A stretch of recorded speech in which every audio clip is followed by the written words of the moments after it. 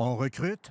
Il existe encore des opportunités d'avenir dans les pâtes et papiers. Du personnel de direction, des surintendants, des commis de bureau, des ingénieurs, des mécaniciens, des électrotechniciens, des opérateurs.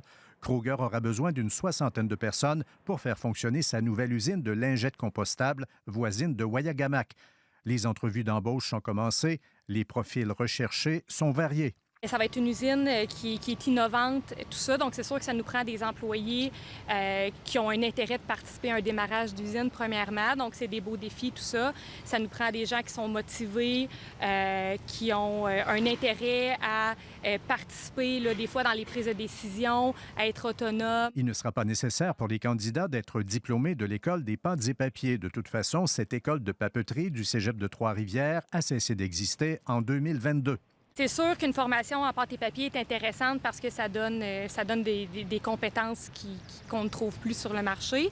Par contre, c'est pas une obligation ou un prérequis là, pour nos postes opérateurs d'avoir le DEP en pâte et papier. Les postes suscitent de l'intérêt. Des dizaines de candidatures arrivent à chaque jour. Les conditions de travail sont les mêmes que celles prévalant dans l'ensemble de l'industrie.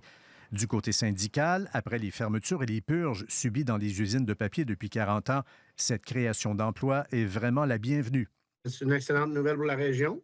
Je pense que c'est une excellente nouvelle pour les travailleurs également. On sait que le domaine de la foresterie, c'est pas trop facile ces temps-ci.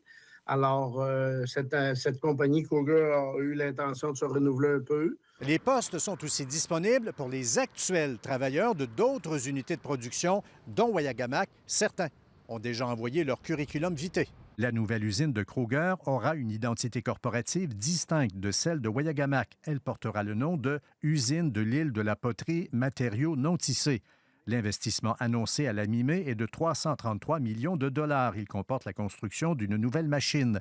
La priorité pour l'instant est l'embauche du personnel de direction. Le tour du groupe des opérateurs viendra au printemps 2027. Ici Louis Cloutier, Radio-Canada, Trois-Rivières.